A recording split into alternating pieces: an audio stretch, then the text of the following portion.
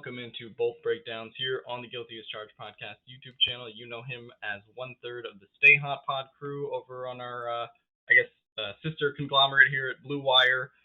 You know him from TikTok. You know him from doing Super Bowl media interviews. It's Mr. Theo Ash. Theo, how are you doing today?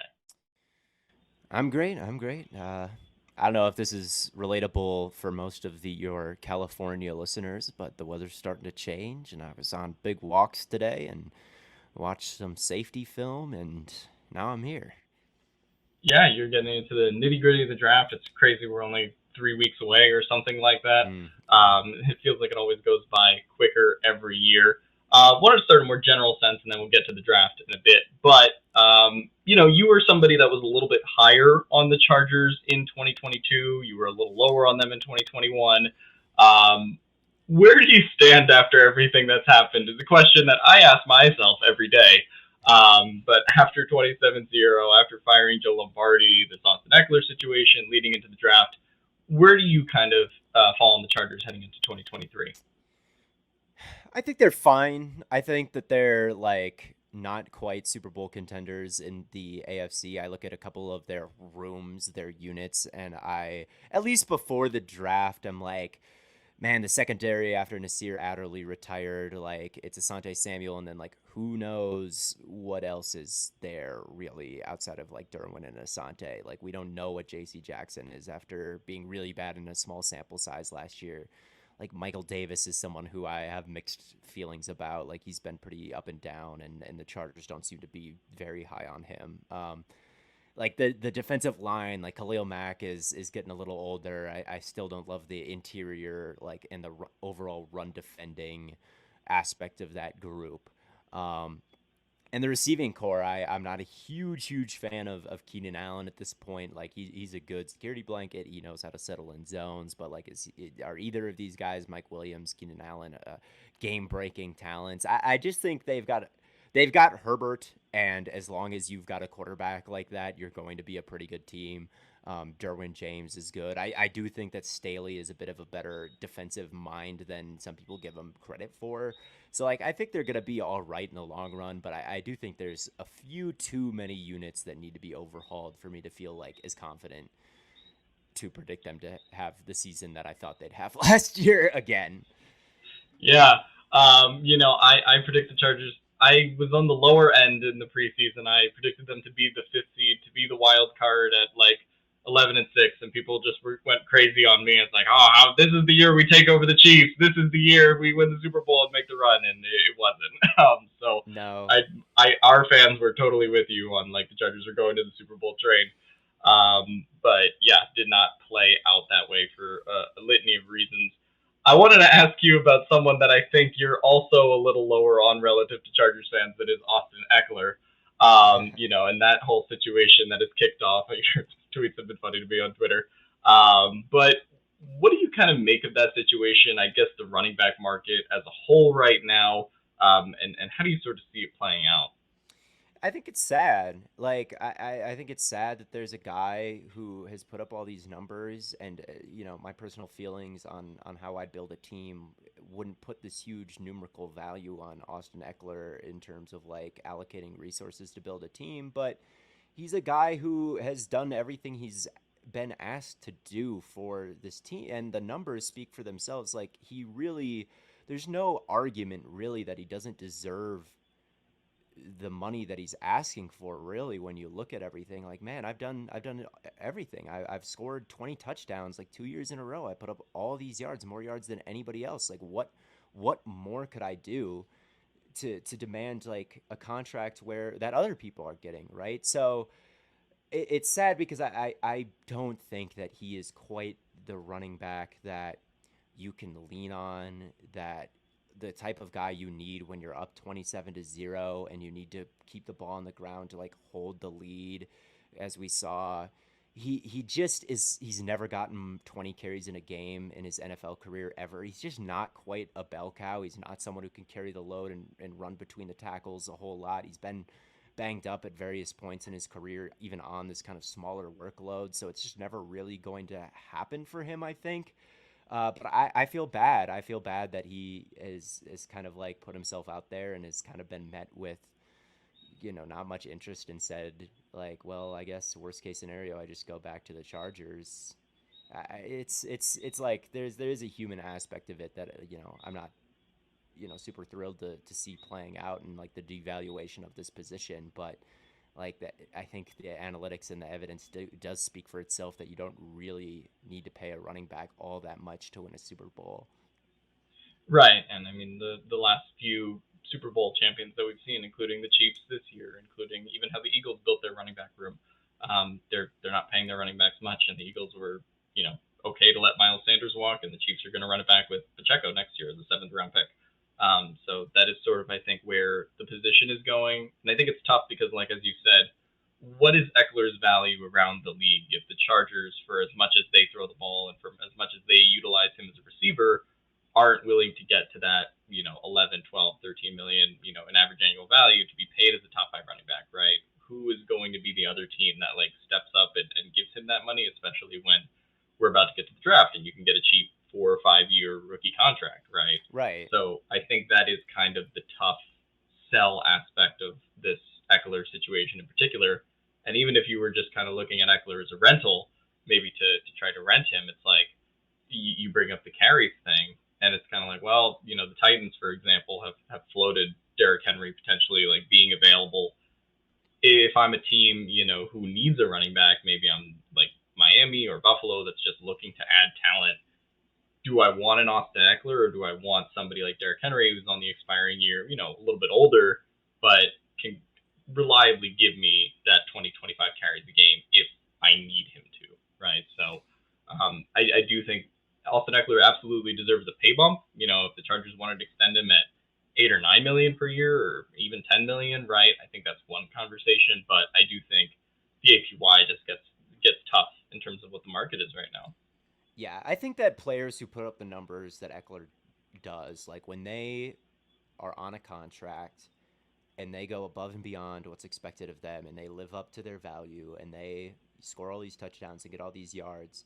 I know that in a vacuum, like on Madden, you can still cut these guys, right? But on a human aspect of it, I do think Right. that there is a little bit of like a social fabric in the league where it's like, yo, I was underpaid all these years based on my production. Now it's time to pay me. Like, not only for what I'm going to do in the future, but like for what I have done in the past as well. For all those profit margins where I exceeded, now it's time to like give me what I'm owed. I do think that there's a little bit of that, and I think it's fair, right? These are the guys that are putting their bodies on the line, taking hits, sacrificing their long-term health.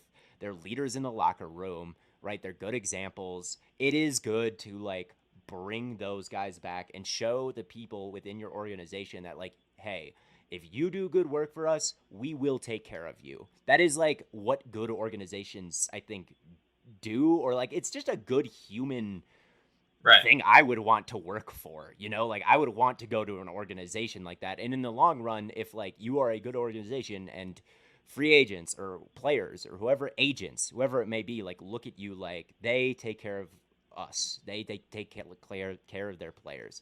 It will benefit you, I think, in the long run, as opposed to like maybe from a PFF like analytics way where it's like, why would they ever do that? Like, why would they ever pay that? It doesn't pay dividends on the field like he's getting paid. It does pay dividends in a different sort of off the field way that is worth investing in. So I do think the Chargers, like there's going to be some sort of compromise where he's not going to get everything that he wants because of the running back market.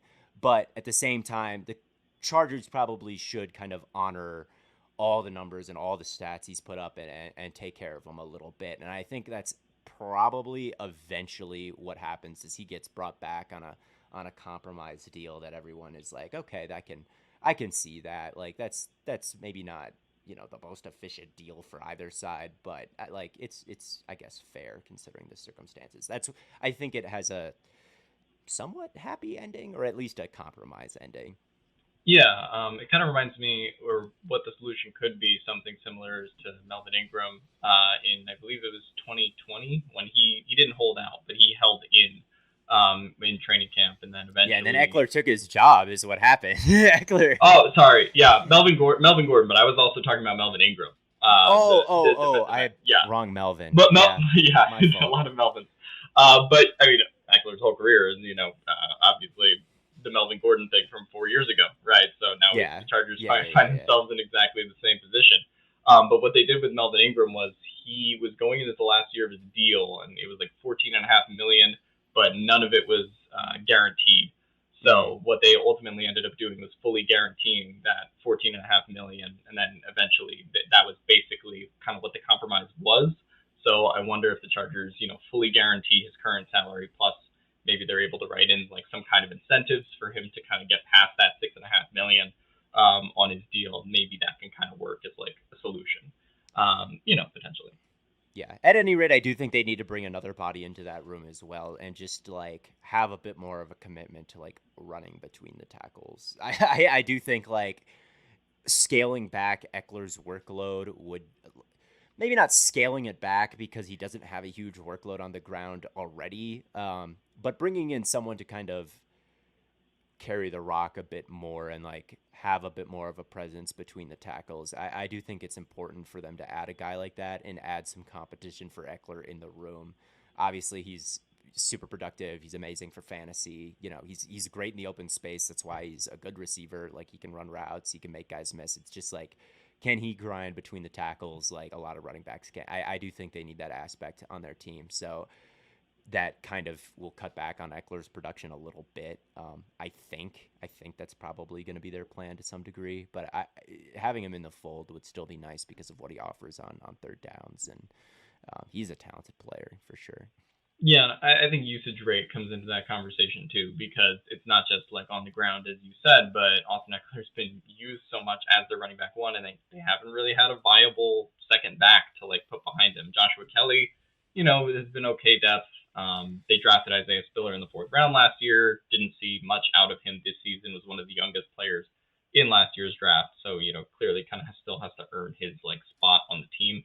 So, I think that's still to be determined. Like that we said, I guess we can kind of pivot to the draft. They could draft a running back this draft. A lot of Chargers fans do like Bijan in the first Yeah. round as a potential possibility.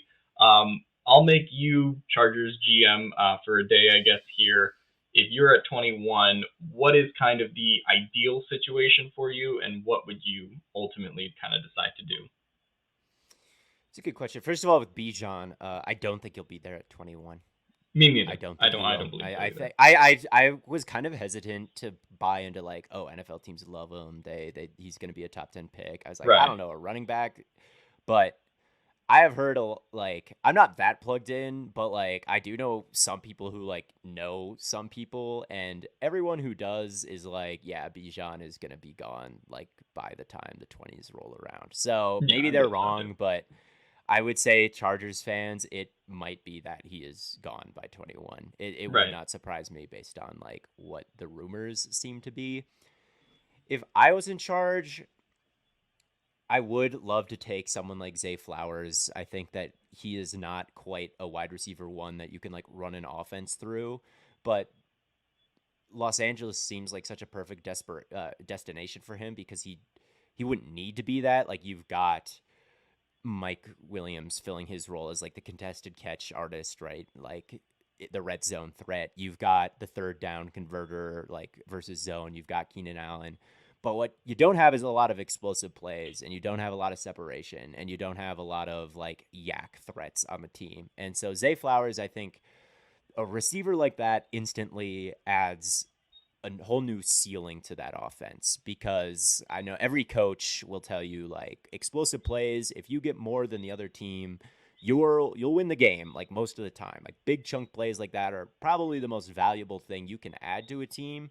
And so like for instant results, like instant big results, a receiver like Flowers probably is like the single or maybe Hyatt, but I like Flowers more than Hyatt. But an explosive receiver like that, I think, is like the quickest fix, I would say. Um, if not him, I still think that they should continue adding to like the interior of the defensive line. Um, I do like Siaki Ika from Baylor, someone who can help defend the run where they were pretty miserable once again last year. Like if you're gonna be Staley and run these Fangio things and run these too high shells and light boxes. Like you need a bunch of great run defenders up front. You Right. just do. And they don't. They brought in Sebastian Joseph Day to maybe be that guy, but he didn't do a totally fantastic job or the job that they would have hoped that they would have done. So someone like a Siaki Ika or something like that would be maybe the other thing I would pick. I also like Banks out of Maryland a lot, a corner to bolster that room in case J.C. Jackson isn't the guy you thought he was. You can still have him in Asante. So like Banks, Ika, Flowers, these are names that are the first ones that pop into my head.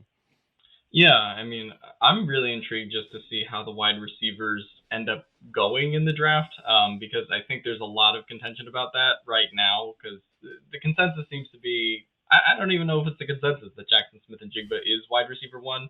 I mean, I would personally put him up there. I think It's that's getting there. It wasn't yeah, earlier, but I think like as the draft gets closer, like more people are like after right. Addison ran like a bad 40 and JSN ran a great 40 and Quentin Johnston ran like a 4.5. Everyone's like, well, the only thing was kind of like JSN's way slower than everybody else, but like that doesn't kind of seem to be the case. So Right. I'm not totally sure why another receiver would be ahead of JSN right now. But Me anyway, go neither. ahead. And I just think had he not had the hamstring stuff that he had this season, like this probably isn't even a conversation, right? He probably would have Yeah, he been probably just had like a like 2,000 yards or something top 10 stupid. guy from the jump, and like we wouldn't be talking about Johnston or like trying to talk about Flowers or Addison in like the same realm.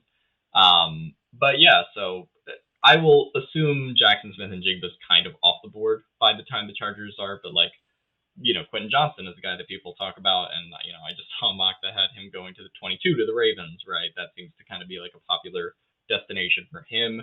I've seen a lot of Jordan Addison love on Chargers mocks recently, sort of in addition to Zay Flowers, and I don't know how I feel about it, but I do think that if the Chargers actually are at 21, they might be a little bit more likelier to take a Jordan Addison than they would be a Zay Flowers. Um, Kind of would hate it because I do think they need that explosive element, but he does fit more what they want in a receiver, I guess. And if you're trying to replace Keenan Allen at some point in the near future here, then like that probably is your best way to do it at some point. And then yeah, one name that you didn't mention that I think could be a possibility is Alabama's Brian Branch.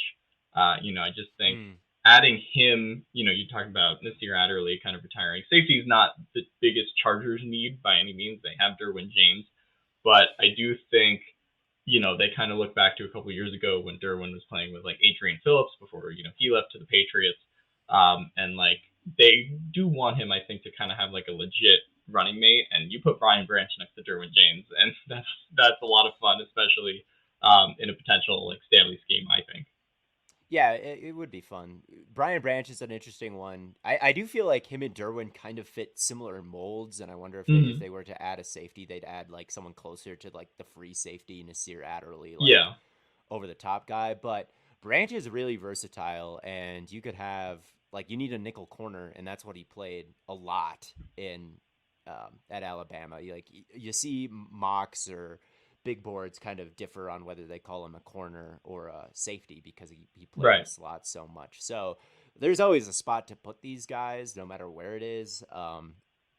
Yeah, I think that the Chargers could go a lot of different directions. I myself usually mock them receiver just because that's what I would Right. do, and I think it makes sense with like where they're picking. There's not a ton of top 10 wide receiver picks or top 15 wide receiver picks in this draft, but like once you get into the 20s, you can really start to see like the floodgates open when you have Los Angeles and Baltimore and maybe even Minnesota picking. Like you could see Johnston and Addison and Flowers go or whatnot. So I usually draft a wide receiver for them, but like I said, there's a lot of different units on this team that I think are like fine when you look at them right now, but they may or may not be like happy with all the individual ones, whether that be like the tackle spot. Like it's fine. Like I could see them just like leaving that alone. I could see the front seven just leaving that alone. I could see the secondary like leaving that alone. I could see the wide receiving core just like leaving it alone. Like it's good enough. And so it's tough to know exactly what unit they're really looking at and being like, we need a first round talent there. And it also depends, of course, like where they have their board. And who knows? it could be a lot of. They could go a really weird direction. I I Yeah, definitely wouldn't I surprise think me. they're kind of the most uncertain team that like ends up setting the tone for like those picks from 20 to 30 because like depending on the direction they go, that obviously could affect some of the other teams' boards, or teams potentially trying to leap them, right? Hmm. Maybe either to trade up for somebody like Hendon Hooker, right? I mean that'll become a conversation, I'm sure, at some point. Or Vikings, just please. Vikings, please, we I'm a want to Packers trade fan. In down. case, yeah, yeah. As a Packers fans, I hope that the Vikings leap the Chargers and to trade for Hendon Hooker. Yeah, I don't get the Hendon Hooker thing, man. Like I don't either. I don't either. he's just a robot in the pocket. Like he doesn't move. He's No. 25. He'd be 27 by the time he would replace Kirk Cousins the second year of a Yeah, rookie deal. man. Like that's just crazy to think about. He just doesn't. Yeah, the robot thing is really what gets me with him. It's like he just takes a snap and he hits the top of his drop, and then he just will like stand there no matter what. It's like, where are the Hmm. second reaction throws that literally every single good quarterback in the league could do? Whether that be Burrow or Herbert or Mahomes or Lamar or Josh Allen or Hurts or whoever you want to say, Right. like whoever it is, they can move off their spot and like make things happen. That's like kind of an important part of playing the quarterback position these days. And like Hooker, I just do not ever see that. So it's like, okay, you. I would like to see that. That is as simple as it Yeah. gets. But anyway, I, the I Chargers thought I probably think will it was not be I drafting think it was him. Daniel Jeremiah who was on Pat McAfee, and like he was talking about Hooker. He's like he's got a great arm, throws it down the field, and he also said that he can move really well. I'm like he can move really well. Yeah, he He can. doesn't a lot of the time. My So my theory with Hooker is he would come into the league and look a lot like Justin Fields actually. Like I hmm, actually think like we don't think of him as like this mobile guy. We think of him right. as this pocket passer. I think is going to come into the league and he is very fast. Like he can Right. accelerate and he's twitchy and he can like run. And so I think he's going to get to the league and he's going to get to kind of an NFL scheme that is totally foreign to what he's used to at Tennessee. And I think it's going to be like Fields a little bit after Ohio State, where it was kind of one read, one side of the field, and if it's almost always open because the receivers are stacked, and if not, you just take off. And then when he got to the league, like when it came to trusting pro style concepts and like maneuvering around the pocket, it was kind of I'm holding the ball, I'm not sure. Okay, I'm just gonna run. I'm just gonna run. Like I'm not used to doing this. I don't like it, and I think there's a very real chance that Hooker gets to the league and he's throwing like 80 yards a game and he's like running all over the Hmm. place because like that's kind of the fallback for a lot of teams, for a lot of players at least. um, and we're like, wow, that really wasn't the guy he was in college. But I kind of think that's Hooker's fate. And obviously Fields has like gotten way better recently and like was showing real promise by the end of his second year.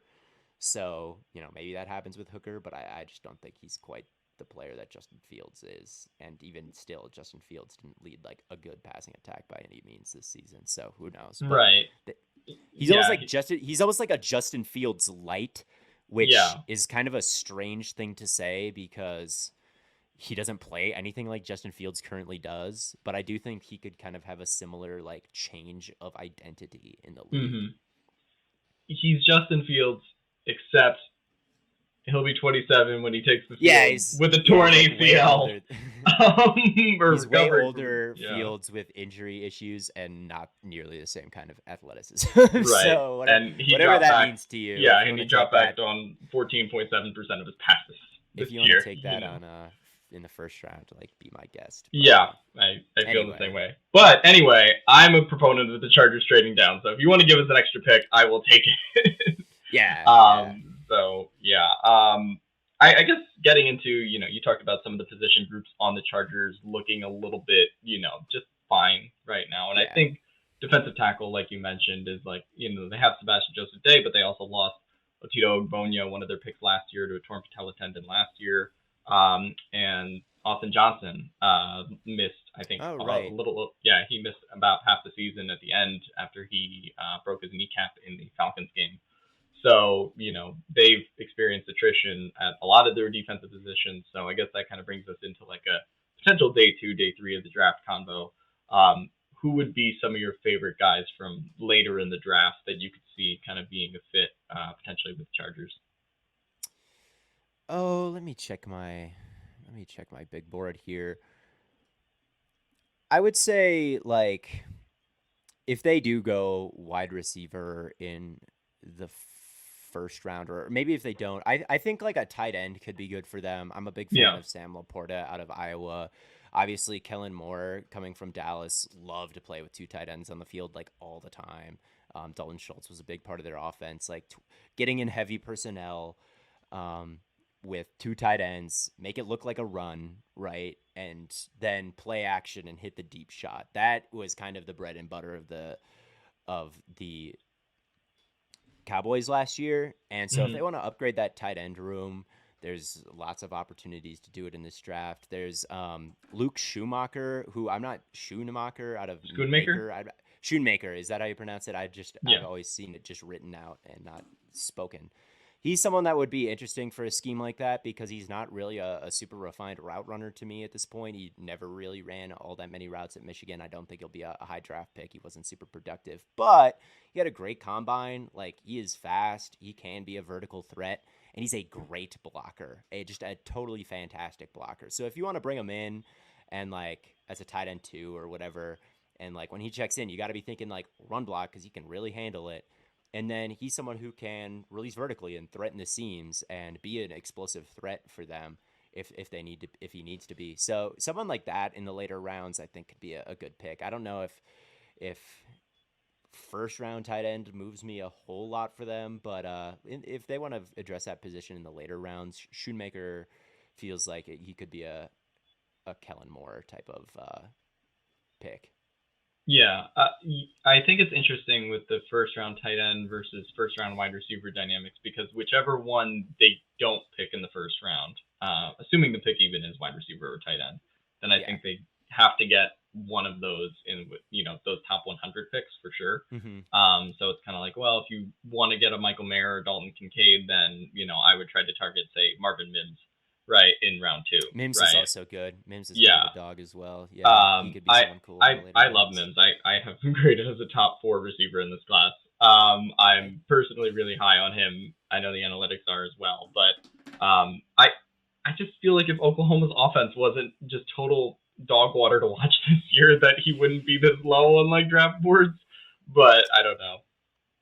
Yeah, he's a good answer. I haven't totally like I've gotten all the first rounders done. I am not Mm, a Dane Brugler who can like yeah, list a bunch of sleepers off the top of my head at this point. That's definitely what I'm going to spend these last kind of 3 weeks doing now that I've got kind of the top 40, 50 picks about like I think I have opinions on everyone that goes day one and early day two. But as far as mm, third, like cool day three supplemental pieces, I don't have too many opinions. But mm. Shoemaker does stand out to me as someone who could be available on like an around three, around four that could help out the Chargers with his skill set. Yeah, and then like you said, if they do go kind of wide receiver round one with like Addison or Flowers, then you get like a Laporta, Musgrave, potentially like in a round two. I think that can make a lot of sense for them as well. Um, I wanted to ask. I guess this is kind of pivoting away from the draft, but one of the things that always is interesting to me. I guess you sort of said at the beginning of the show you're a little bit higher on Brandon Staley as like a defensive mind than maybe some other people are right now, and certainly after 27-0, I think the media had a field day with Brandon Staley, kind of rightfully Right. so. Um, where are you on him? I guess as sort of like the leader of this team and what he kind of has on the line here in year three.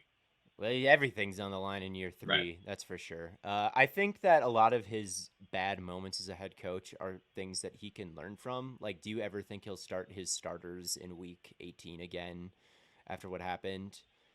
Like, no, he won't. He won't do that anymore. Right.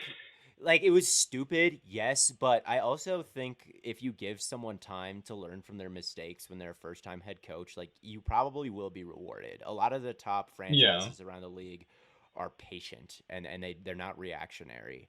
So like those are dumb mistakes. Like they are and they are fireable. Definitely like coaches have probably been fired for less.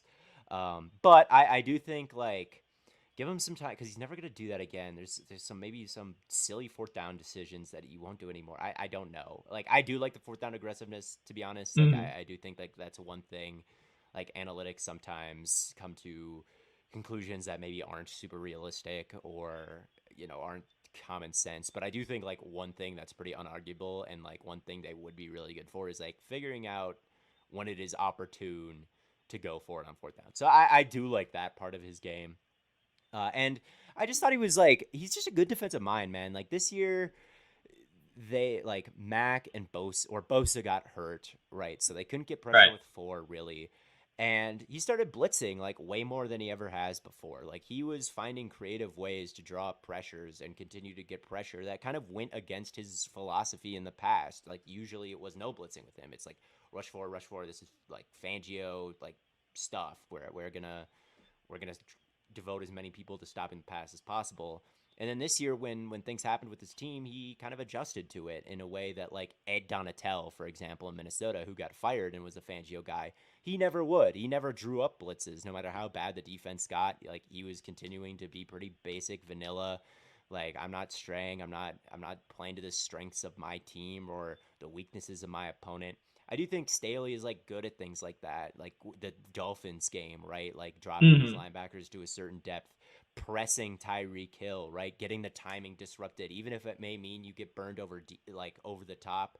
Like two is a timing passer. We're just gonna do whatever we can to disrupt that timing. We're gonna get into guys' grills. We're gonna, you know, accept if he if he burns us over the top with a deep shot, that's fine. Like I think there's creative stuff that he does, honestly, and it can change week to week. It can change game to game, and it can change season to season. And so I do think that he has got a lot of merit as a defensive play caller, which is why he got the job. He was kind of a genius, right? He was this wonderkind, and I still do think that he has some of those traits.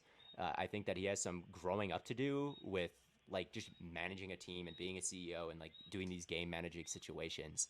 But to me, I'd rather I think like as time goes on, he'll like figure that out and eliminate some of the mistakes he's made in the past, and you'll be left with a very at least a very good defensive game planner. And if it doesn't work this year, it doesn't work this year, and you can fire him. But to me, I do think like the bigger problems were the offensive play calling and just the general like build of the team and Tom Telesco giving him a bunch of free agents that like didn't do anything, like J.C. Jackson or Sebastian Joseph Day or even Khalil Mack to a certain extent, like didn't quite live up to the or like didn't quite live up to the contracts Right. that they got or the stuff that was given up. So I think there's plenty of blame to go around, and Staley has his fair share of that, but I think that he did deserve another chance. Yeah. I mean, you bring up that Dolphins game, and honestly, if Michael Davis doesn't like trip over his own 2 feet, Miami might only score 10 points that game. They got That that was the one like game that Tyreek like oh scored. the fumble touchdown Yeah, too. Yeah. yeah, Which was a weird one. So I that mean, was they a might have weird one. they might have completely shut down the Dolphins had those 2 plays not happen. But ultimately, yeah, I do think Staley is really gifted as a defensive coordinator, and like you mentioned the growing up to do. It's like, well, this is the time to do the growing up Yeah, he's because got to do it. Like I'm right, definitely down to fire him if it is bad right, again this year. Like, yeah, yeah, man, you're yeah, on really thin ice. Let's see how you do. right. I think 2023 or 2022 was a weird year for him because you mentioned the fourth down aggressiveness in 2021, and then he actually, because of like injuries and stuff, and this is something he said himself, because the Chargers were more injured on offense this year, they went for it on fourth down, less compared to 2021. So that's like kind of interesting, but it's also like, well, if your offense, if you're not as confident in your offense, then like isn't that kind of a reason to also go for it on fourth down more, right? So that Yeah, kind of can go both ways. yeah. Um, I wish he kept doing it at a hyper aggressive rate. I remember seeing a stat after 2021, I think, when he was like the most aggressive coach in the league at it, and their EPA gained on fourth down conversion attempts on non primetime games was like sky high. Like it was a mhm, great decision. And then right. on the primetime games he played, I remember me and Matt and Bladen, the Stay Hot crew, we were at that Chiefs game kind of later in the year. And he went Mhm. for it on fourth down like five, six, seven. I don't remember the exact amount of time, but he went for it all the time, and like it never worked. And it was like a Sunday night football game or like Monday night, and like Yeah. everyone saw it, and they were like, this guy is an idiot. He's going for it on a fourth down is a terrible idea. And like whenever it was in prime time, like they could not execute, but whenever it was not in prime time, like Right. it went great. So it's like you got all this pressure because like the games where it didn't go well happened to be the one where like Twitter was like ready to pounce. Oh yeah. Just kind of Well, unfortunate. that was almost like the Raiders game that year too, because that was when he did the what was it, the 4th and 8 from the 23. And then Oh like yes. yeah, that was the one that failed, and then like suddenly I think the Raiders got a touchdown or a field goal out of that. And then like the whole media was in on kind of bullying Staley the next day. So yeah, I mean I think the fourth down decision making for sure.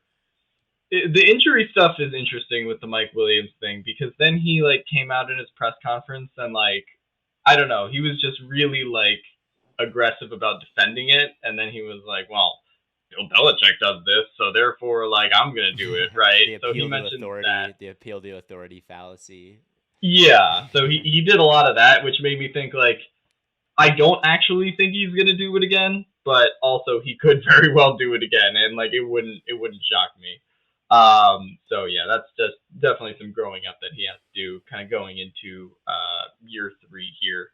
I guess I can get you out on this one. What is sort of your, I guess main hope, for the Chargers in 2023 after the draft, after all the dust settles on this stuff?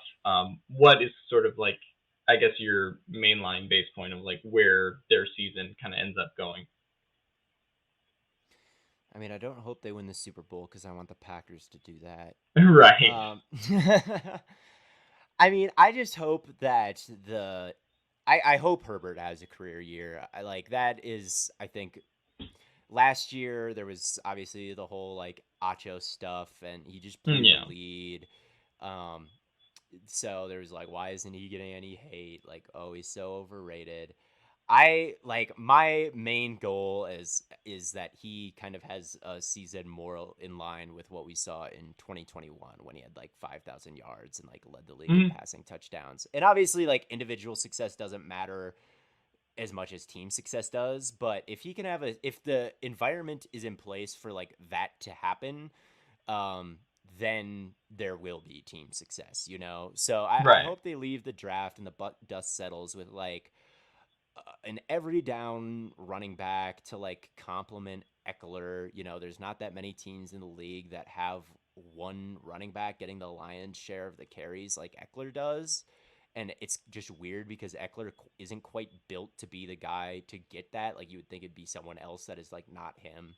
So to like get him a running mate, get an explosive receiver like a Flowers or whoever else in the later rounds, and stay healthier, really. And if Hmm. like you can check those boxes, I think everything will be like somewhat okay. And the running back thing is maybe the main important part of that is like everyone's like just be healthy through training camp, get a deep threat, and hopefully the play calling makes a little bit more sense considering the arm talent that you have playing quarterback. And it's like if you could check those boxes, like the season will probably be pretty good, and like you can get at least as far, if not way farther than you did last year if you're the Chargers.